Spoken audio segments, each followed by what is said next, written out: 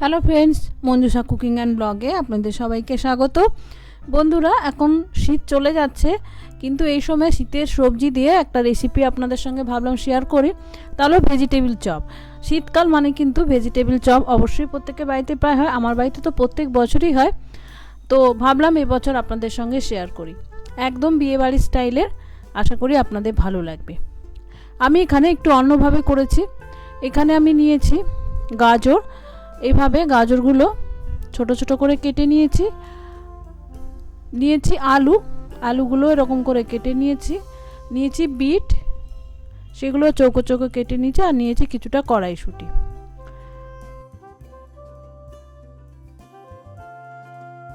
এবার এখানে কড়াইতে নিয়েছি বেশ কিছুটা সর্ষের তেল, তারপরে কিছুটা দিয়ে দিলাম চিনে বাদামটা আমি লাল লাল করে ভেজে নেব। দেখুন ভাজা হয়ে গেছে, এবার এগুলো আমি তুলে নেব। বন্ধুরা, আমি এখানে শুধু চিনে বাদাম দিচ্ছি, আপনারা চাইলে কিন্তু নারকেল কুচিয়ে দিতে পারেন। আমার বাড়িতে নারকেল ছিল না, তো তাই জন্য আমি দিইনি, দিলে কিন্তু ভালো লাগবে। এবার ওই তেলেই দিয়ে দিলাম 5 ফোড়ন, আর দিয়ে দিলাম 2 চামচ মতো আদা আর কাঁচা লঙ্কা পেস্ট। বন্ধুরা, আমি এখানে একটু পরিমাণে বেশি করছি। ধরুন আমি যতটা নিয়েছি সবজি, তাতে প্রায় 22 থেকে 24টা মতো ভেজিটেবিল চপ হয়েছিল, তো তাই জন্য একটু বেশি পরিমাণে নিয়েছি। এবার কাঁচা লঙ্কা আদাটা ভাজা ভাজা হয়ে যাওয়ার পরে দিয়ে দিচ্ছি সবজিগুলো। বন্ধুরা, আমি এখানে সবজিগুলো এরকম কিউব করে ছোট ছোট করে কেটেছি। আপনারা কিন্তু আপনাদের পছন্দ মতো শেপে কেটে নিতে পারেন। অনেকে বলেন যে সরু করে কাটলে সেদ্ধ হতে কম সময় লাগে, এতে একটু বেশি সময় লাগে, হয়তো তাই, তবে আমার মনে হয় না খুব একটা অসুবিধে হয়। আমাদের বাড়িতে কিন্তু এরকমই করে। তো দিয়ে দিলাম নুন, যেহেতু সবজি পরিমাণ বেশি, নুনটাও কিন্তু একটু বেশি দিতে হবে। আর দিয়ে দিচ্ছি হলুদ। অনেকে আলু সেদ্ধ দেয়, কিন্তু আমার মনে হয় অন্য সবজির থেকে তো আলু তাড়াতাড়ি সেদ্ধ হয়, তো আলু সেদ্ধ করার কি মানে আমি বুঝি না। তো যাই হোক, নুন হলুদটা ভালো করে মিশিয়ে এটা আমি ঢাকা দিয়ে দেব। সবজি থেকে যে জল বেরোবে নুন দেওয়ার ফলে, তাতেই কিন্তু সবজিটা সেদ্ধ হয়ে যাবে। আমি মিনিট 15 ঢাকা দিয়ে দেব। সবজিটা সেদ্ধ হতে হতে আমি এদিকে ভেজিটেবিল চপের যে স্পেশাল মশলাটা হয় সেটা করে নেব। তার জন্য নিয়েছি গোটা জিরে, গোটা ধনে, গোটা মৌরি, একটু ছোট এলাচ, একটু দারচিনি, 2টো শুকনো লঙ্কা আর একটু গোলমরিচ। এবার এগুলো আমি একটু শুকনো খোলায় ভেজে নেব মিনিট খানেক। বেশি ভাজার কিন্তু দরকার নেই। দেখুন ভেজে নিয়েছি মিনিট খানেক। এবার এটা নামিয়ে আমি গুঁড়ো করে নেব। বন্ধুরা, একেবারে ফাইন পাউডার গুঁড়ো করার কিন্তু দরকার নেই, একটু হাফ ডাস্ট থাকলেই ভালো লাগবে। দেখুন এদিকে সবজিগুলো কিন্তু সেদ্ধ হয়ে গেছে। আমি খুন্তি দিয়ে একটু এরকম নেড়ে দিচ্ছি, তাহলে কি হবে, যে আলু টালুগুলো আছে সেগুলো ভালো করে গলে একটা থকথকে ভাব এসে যাবে। এবার এখানে আমি দিয়ে দিচ্ছি একটু চিনি। ভেজিটেবিল চপ যেহেতু বিট গাজর দেওয়া হয়, একটু মিষ্টি হয়, কিন্তু তাও একটু মিষ্টি না দিলে কিন্তু এর স্বাদটা ঠিকমতো আসে না। একদম সুন্দর ভেজিটেবিল চপ কিন্তু একটু মিষ্টি মিষ্টি লাগে। এবার দিয়ে দিচ্ছি যে ভাজা মশলাটা আমি করলাম, সেটা গুঁড়ো করে নিয়েছি। সেইটা ভাজা মশলাও কিন্তু একটু বেশি দিচ্ছি, কারণ যেহেতু পরিমাণে আমার একটু বেশি আছে। তো এগুলো এবার ভালো করে মিশিয়ে খুন্তির সাহায্যে ভালো করে একটু স্ম্যাশ করে নেব। আপনারা চাইলে স্ম্যাশারের সাহায্যেও কিন্তু স্ম্যাশ করে নিতে পারেন, তবে এভাবে খুন্তি দিয়ে নাড়তে নাড়তেই কিন্তু এটা একটা বেশ থকথকে ভাব চলে আসে। দেখুন থকথকে ভাব চলে এসেছে, ঘেঁটে গেছে সবজিগুলো। এবার আমি দিয়ে দিচ্ছি বেড স্ক্যাম। এই বেড স্ক্যাম বা প্যানকো দিয়ে দিলাম। এটার কারণ হলো যেটা একটু বাইন্ডিংয়ে সাহায্য করবে। এমনি সবজি কিন্তু আপনি হাত দিয়ে শেপ দিতে পারবেন না, খুলে পড়ে যাবে। তাই জন্য অবশ্যই কিন্তু প্যানকো বা বেড স্ক্যাম দিয়ে দিতে হবে। দিয়ে ভালো করে মিশিয়ে নিয়েছি। এবার দিয়ে দিচ্ছি ধনে পাতা, আর দিচ্ছি যে বাদামটা ভেজে রেখেছিলাম, চিনি বাদামটা, সেটা আমি খোসা ছাড়িয়ে নিয়েছি, আপনারা চাইলে খোসা শুদ্ধ দিতে পারেন। এবার ভালো করে আমি এটা মিশিয়ে নেব। দেখুন এটা কিন্তু ভালোভাবে ভাজা ভাজা হয়ে গেছে, আর কড়াই থেকে কিন্তু ছেড়ে আসে ভালো করে, মন্ড কিন্তু হয়ে গেছে। মন্ড মতো না হলে কিন্তু এটা ভালো করে শেপ দিতে পারবেন না। এবার এটা আমি নামিয়ে ঠান্ডা করে নেব।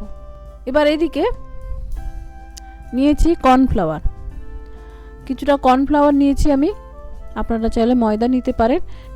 এবার কর্নফ্লাওয়ারটা দিয়ে একটা ঘোল বানিয়ে, খুব বেশি পাতলাও না খুব বেশি ঘনও না, আপনারা চাইলে এটা ময়দা দিয়ে করতে পারেন, আবার যারা আমিষ করতে চাইবেন তারা ডিমও দিতে পারেন। আমি যেহেতু সম্পূর্ণ নিরামিষ করছি তাই জন্য কর্নফ্লাওয়ার দিয়েছি। দেখুন এরকম ঘনত্বের হবে।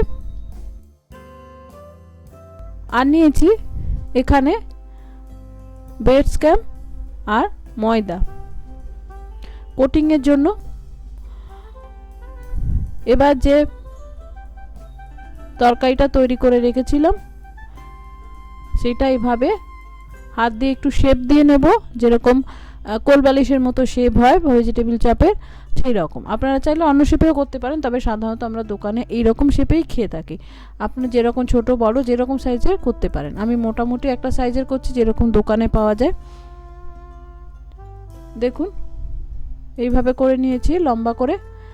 এবার এটা আমি ময়দায় কোট করে নেব। প্রথমে ভালো করে ময়দায় কোট করে নেব। আমি একটা কোটিং করব তাই জন্য ভালো করে ময়দাটা কিন্তু একটু কোট করে নিতে হবে, দিয়ে এক্সেস ময়দাটা ঝেড়ে রেখে দেবো। এইভাবে আমি সব কিছুটা করে নিয়ে তারপরে আমি কর্নফ্লাওয়ারে দিচ্ছি। এভাবে কর্নফ্লাওয়ারে ডুবিয়ে দিয়ে দিলাম ব্রেড স্ক্যামে। এবার ভালো করে কোটিং করে নেব। আমি যে বললাম আমি এখানে একটাই কোটিং করছি, আপনারা যদি চান তাহলে আবার এটা কর্নফ্লাওয়ারে ডুবিয়ে কোট করতে পারেন। তবে সেক্ষেত্রে কি হয়, কোটিংটা মোটা হলে ওপরটা শক্ত লাগে খেতে, তো আমার মনে হয় একটা কোটিং করলেই ভালো। দেখুন এভাবে করে নিয়েছি আমি। এবার এইদিকে নিয়েছি বেশ কিছুটা সাদা তেল। সাদা তেলটা আমি একটু আগে থেকেই বসিয়ে রেখেছিলাম, দিয়ে গরম হয়ে গেছে। এবার দিয়ে দিচ্ছি ভেজিটেবিল চপগুলো। তেল কিন্তু একটু বেশিই লাগে, কারণ ভেজিটেবিল চপ কম তেলে ভাজলে বেশি তেল টানে, তাই জন্য চেষ্টা করবেন যাতে ডুবো তেলে ভাজা যায়। সঙ্গে সঙ্গে কিন্তু নাড়বেন না, তাহলে কিন্তু ভেজিটেবিল চপ ভেঙে যাবে। একটা শক্ত ভাব এলে তবেই কিন্তু এটা উল্টাবেন। আর গ্যাসের আঁচটা মিডিয়াম রাখবেন, খুব বেশি না। দেখুন একদিকটা হয়ে গেছে, একটু হয়তো মনে হচ্ছে ফেটে ফেটে যাচ্ছে, এর কারণ হলো আমি যেহেতু কোটিং কম করেছি তাই জন্য। তো এভাবে আমি দুদিকটা লাল লাল করে সুন্দর করে ভেজে নেব। দেখুন দুদিকটা সুন্দর ভাজা হয়ে গেছে, তো এটা আমি তুলে নেব।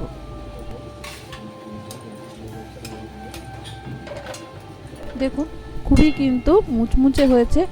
আমি একটুখানি ছান্তাতে নাচাচ্ছি, দেখুন কি সুন্দর আওয়াজ হচ্ছে, খাস্তা হয়ে গেছে সুন্দর।